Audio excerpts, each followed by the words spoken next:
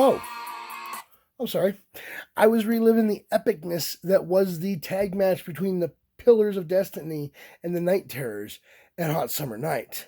New Era Wrestling fans, if you are not in the Mafia, you probably should be. That's where my videos go up first for reviewing the shows, or you can go over to YouTube and follow me there, Max Magius. Either way, you'll get to see my review videos and occasional preview videos. Let me start off with an apology. If you're not in the New Era Mafia, you did not see me apologize. The night before the show, I didn't feel well. It's an annual bug that I get. Usually it strikes me for the night, and the next day I'm just tired, but I'm good. Unfortunately, that's how it started. But then the day after the show, when I was planning on doing this review for you guys, it came back full force. I dealt with it for 2 weeks. And then this past week has just been unbelievably busy at work. So I'm getting to this now.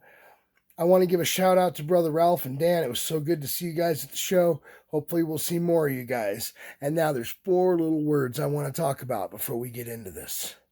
Card subject to change. This should be on every wrestling poster, every wrestling advertisement anywhere in the world. It is something that happens, and we're going to talk about it tonight as soon as we get there. I feel like we have this weird relationship. I tell you all, hey, you should go see the show.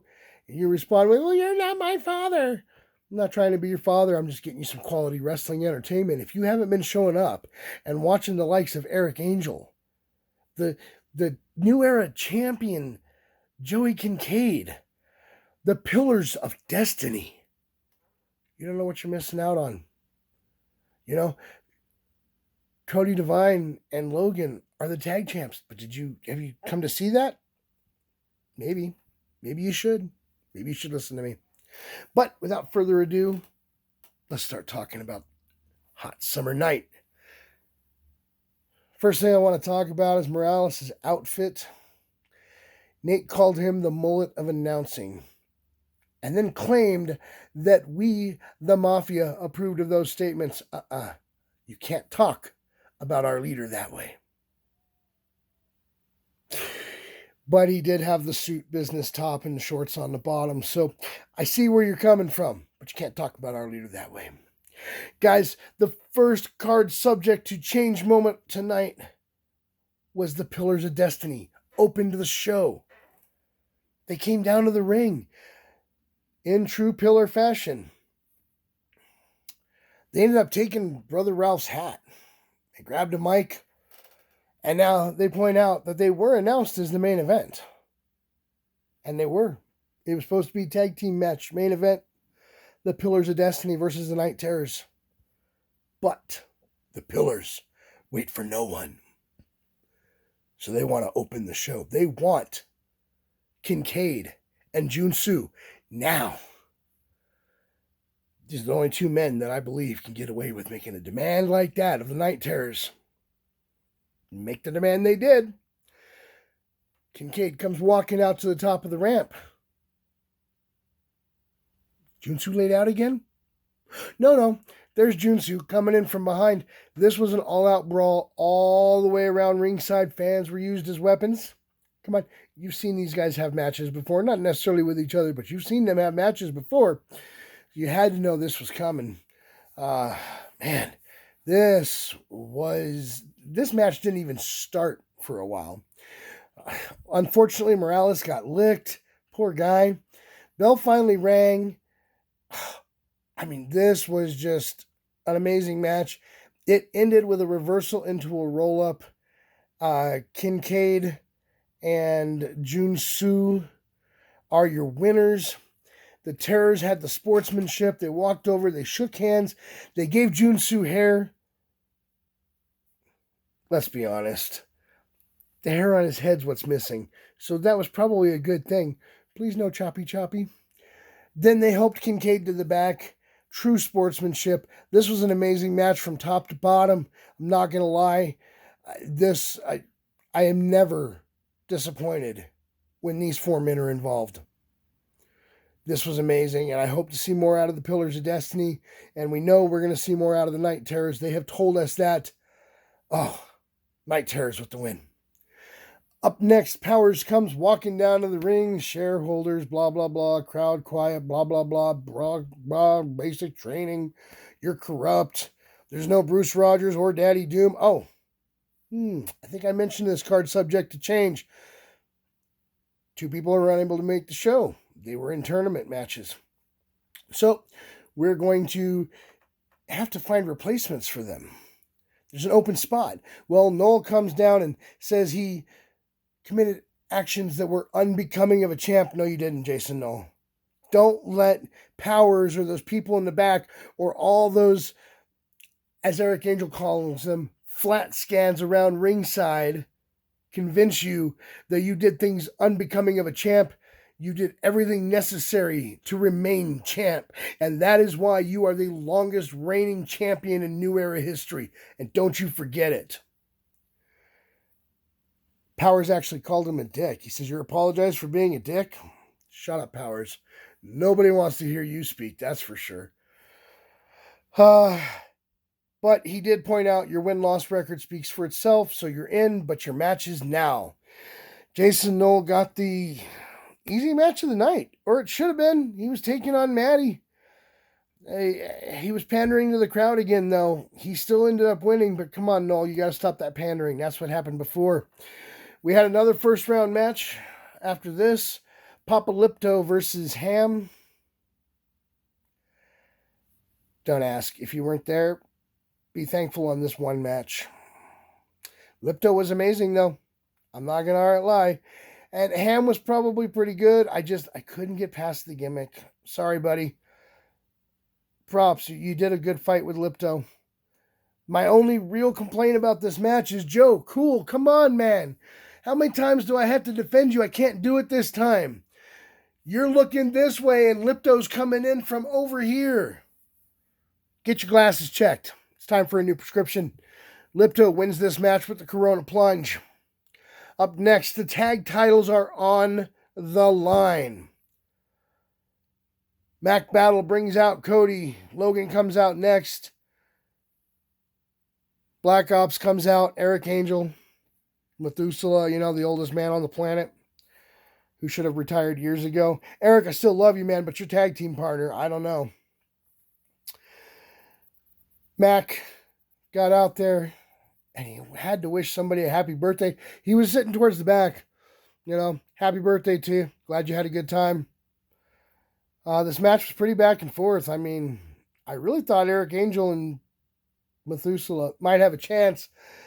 And then it looked like there was going to be a double count out, but Cody Devine, you snuck under that ring. I'm impressed, son. Climbed in from the other side, made it in before the count was finished. Cody Devine, Logan, your winners, and still tag team champions. At this point, we took an intermission, and then we had another first round match. As soon as intermission was over, it was Grimm versus Rayo Plateado. Rayo is a very talented guy, but honestly, I don't think anybody expected him to do well against Adrian Grimm. I mean, that guy is dominant when he's in that ring. And Adrian Grimm took the win, advances in the tournament. That is 3 tournament matches down. We'll get to our last one soon. Up next, we had the 52-80 championship on the line. Jacob Thorne is getting his turn versus Philly. Now, guys, I'm not sure where the obsession comes in, but Daddy is obsessed with that 52-80 championship.